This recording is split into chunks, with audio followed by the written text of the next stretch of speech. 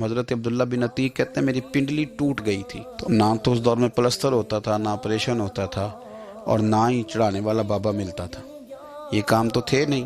تو جن لوگوں کی ٹوٹ جاتی تھی ٹانگیں، وہ بڑی مشکل میں آ جاتے تھے، ٹانگیں چھوٹی ہو جاتی تھی، ہڈی غلط جگہ پہ جڑ جاتی تھی، یہ کئی لوگوں کے ساتھ مشکلات آتی تھی، لیکن فرماتے ہیں میں اس طبیب کے پاس گیا جو کائنات کے طبیب ہے۔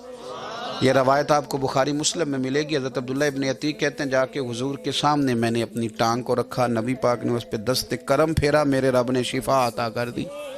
حضرت اسید ابن حضیر رضی اللہ تعالیٰ عنہ فرماتے ہیں ساری عورتیں مجھے کالا کہتی تھی، میرا رنگ کالا تھا۔ بھولے آدمی تھے سیدھے سادے، جا کے دروازہ رسول پہ کہنے لگے حضور عورتیں کالا کالا کہتی، محلے کے بچے تنگ کرتے، کرم نوازی کریں۔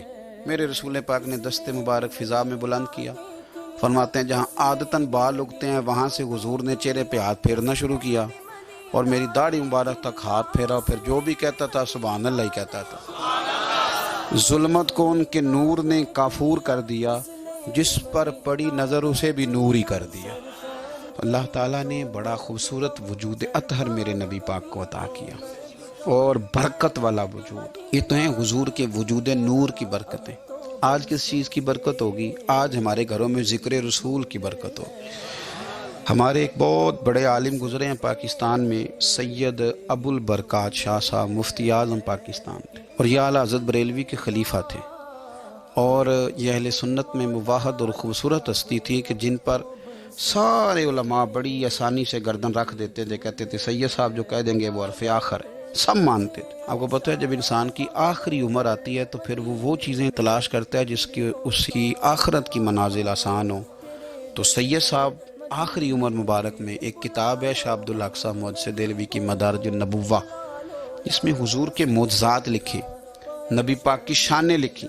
آخری عمر مبارک تھی، وہ چارپائی پہ لیٹے رہتے تھے، صاحب فراش تھے، علیل تھے، تو وہ لوگوں سے کہا کرتے تھے کہ مجھے نا وہ نبی پاک کے معجزات سناؤ، اس سے میرا دل ٹھنڈا ہوتا ہے۔ وہ کتاب لے آؤ مدارج النبوہ، میرے پاس بیٹھ کے پڑھو، تم جب حضور کے معجزات کا ذکر کرتے ہو تو اللہ تعالیٰ میرے دل کو سکون عطا کرتا ہے۔ تو یہ حضور کے فضائل، خصائل، شمائل، نبی پاک صلی اللہ علیہ وسلم کی عزت کا، حضور کے اکرام کا، معجزات کا تذکرہ، یہ مومن کے دل کا قرار ہے۔